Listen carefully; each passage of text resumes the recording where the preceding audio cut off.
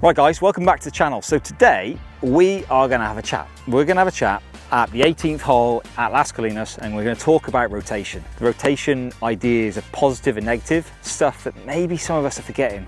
So often I hear people wanting to work on rotation, which by definition is awesome that you want to work on your game, but we're trying to compare ourselves against some images out there of Dustin Johnson, Colin Morikawa, guys that are just freak of natures that are so athletic through the golf ball, showing us these unbelievable rotational images. That is going to help some of us, and it's definitely going to hinder some of us. So today we're just going to discuss some of the very simple ideas that are going to help you play better golf, and whether or not rotation is actually the right piece of information you need to be thinking about.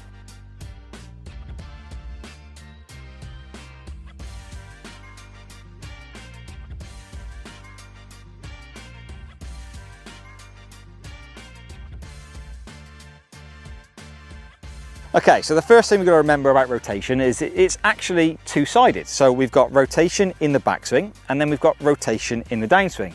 So often, and probably the biggest thing out there right now, is everybody wants to talk about rotation on the downswing. But without rotation on the backswing, we're going to get ourselves in trouble. So for those players that are setting up to the golf ball and seeing relatively, let's say, high hands at the top of the backswing, so where the hands are sort of working upwards, often it's a result of limited to no hip turn in the backswing. So the ideas are maybe the right hip moving behind you, the trail leg sort of changing flex, left knee changing flex. Those ideas are going to help us get the hands working a little more, let's say, around us in a golf swing. Now, if we don't influence the hips positively, we're probably going to restrict the amount of, let's say, length in your golf swing as well. So if I set myself up and I try and make a golf swing now with limited to no hip turn, I definitely feel like I'm quite restricted. If I start to then release this right leg, start to release the sort of the right hip ideas, the golf club now starts to work a bit more behind me, gets a bit more length, I'm going to get a bit more speed. If we're not somebody at home, and this is probably where you've got to think about your matchup, if you are flexible, if you are able to get enough sort of that, say, freedom in that pelvis to get a bit of turn, then brilliant. Ask yourself, is that appropriate? If you're somebody that doesn't quite have that flexibility, let's say for whatever reason, we're just a little bit tighter flexibility wise, simple keys you can do is just drop the right foot back. That's going to help your right sort of hip sit back a little more. Maybe even just splay that little right foot open a little more. That's going to help you turn a little more.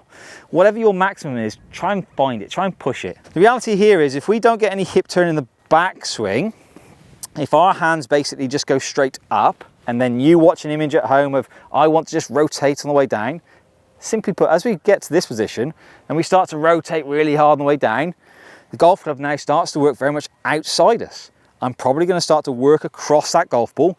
And if I put that in play, limited to no sort of hand depth at the top and then just rotate on the way down, I'm definitely going to have to work that face to be able to hit that sort of, I guess, low pull cut. So rotation, if that's your pattern at home and you're working on rotation, that's probably the wrong idea. For you guys, it's all about just trying to get a bit more turn in the backswing. So as you start to naturally rotate on the way down, the golf club can start to lay in a proper spot and we can use it. Now, the influences of what would be a great matchup for you guys at home is very, very simple. If you're somebody that sees relatively high hands at the top, probably add in a degree of rotation on the way down. Like I said, it's going to work that golf club across that golf ball. If you're somebody that gets the golf club a little behind you on the way back, definitely rotation is going to help you get the golf club on a much more sort of neutral pitch and line for you to develop a much more neutral hit. If you are somebody that gets the hands relatively high, you might want to start to think about how else you're going to get the golf club to lay down in an appropriate spot. You might need a little more lateral movement with the pelvis to allow that golf club to drop into situation. Then you can start to hit the shot you want. So have a think about how your rotation is affecting your game. Before we start to really just dive into imagery based upon like Dustin Johnson, those sorts of guys, let's think about the positive and negative ideas of your backswing rotation. Are you a player that is getting too much sort of arm lift up to the top and rotating, or are you a player that's maybe getting too deep in your backswing, pelvis rotating too much? This is a scenario I see very little of.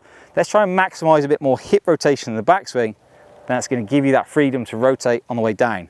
All those changes can add up to slightly better golf shots. You might just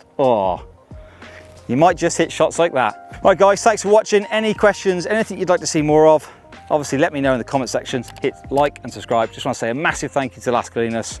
Until next time, see you soon.